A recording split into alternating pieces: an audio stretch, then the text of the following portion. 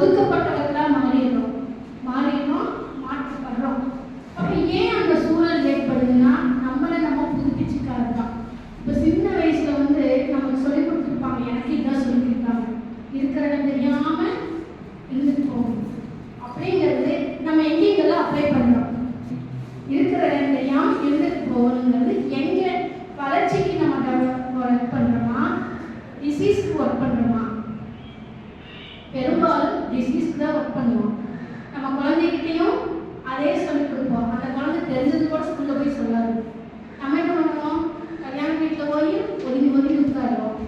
ஒரு ஒர்க் பண்ணுற இடத்துலையும் ஒதுங்கி ஒதுங்கி இருப்போம். நம்மளை ஒரு இம்ப்ரூவ் பண்ணுறதுக்காக ஒருத்தர் கூப்பிட்றாங்கன்னா அங்கேயும் ஒதுங்கி ஒதுங்கி போவோம். அப்போ இருக்கிற இடம் தெரியாமல் இருந்துட்டு போகணுங்கிற ஒரு வார்த்தை உங்கள் மனசில் எப்படி அறிவாக பதிவாகி அது உங்களோட வளர்ச்சிக்கு எத்தனை தடைகளை கொடுக்குது? இது அன்றாடம் நடக்கக்கூடியது தான்.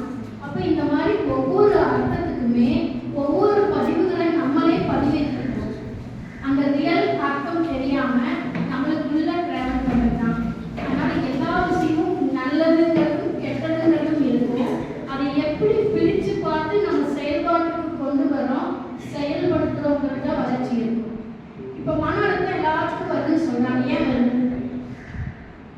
நம்மளுக்கு பிடிச்சது நடக்கலைன்னா மன அழுத்தம் வரும். அப்போ நமக்கு பிடிச்ச மாதிரி நடந்தாலும் மன அழுத்தம் வருது. ஏன் வருது?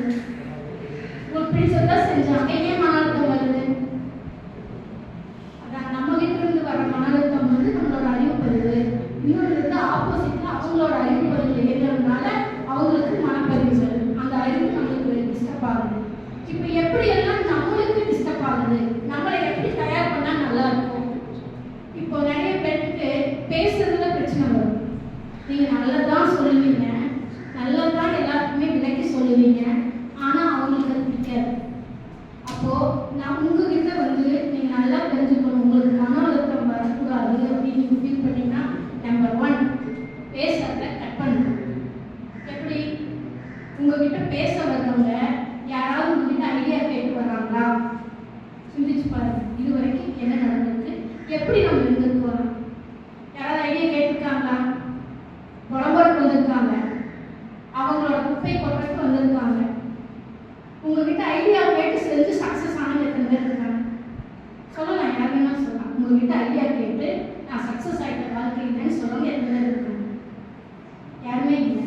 அப்போ வந்து உங்ககிட்ட உங்கள் குழந்தைகளானாலும் சரி, உங்கள் உறவினர்களானாலும் சரி, ஃப்ரெண்ட்ஸ் சர்க்கிளானாலும் சரி, உங்ககிட்ட ஐடியா கேட்க வரலை, தனக்கு தெரிஞ்ச தகவலை சொல்கிறாங்க, உங்ககிட்ட வர ரிஃப்ளெக்ஷனை வாங்கிட்டு உங்களை பற்றி 4 பேர்கிட்ட சொல்லுவாங்க, இருக்கிற குப்பை கொட்டிட்டு போவாங்க. அவங்களோட கொட்டுவாங்க, நீங்கள் சொன்னது இன்னொருத்தர்கிட்ட சொன்னது அதையும் கொட்டிட்டு போவாங்க. அப்போ ஸ்ட்ரெஸ் யாருக்கு வரும்? நம்மளுக்கு தான் வரும். அப்போ வந்து பேச்சை வந்து நம்ம முறைப்படுத்தணும். யார்கிட்ட எதையை எப்போ எப்படி பேசணும் அப்படிங்கிறது முறைப்படுத்தினா இது போன்ற ஸ்ட்ரெஸ்லேருந்து ரிலீவ் ஆக முடியும். அடுத்தது இந்த விசேஷ வீடுகளுக்கு போகிறோம். கடன் வாங்கி செலவு செய்யறதுனால ஸ்ட்ரெஸ் அதிகமாகும். இப்போ ஒரு ஃபங்க்ஷன் போகிறோம், ரிலேஷன் ஃபங்க்ஷன்னா அங்கே வந்து அவங்க செஞ்சாங்கிறதுக்காக நம்மளும் செய்யணும்னு சொல்லி நம்ம இழுத்து போட்டு செய்யறத தவிர்க்கணும். கடன் வாங்கி செய்யாமல் அப்படி ஒரு பேர்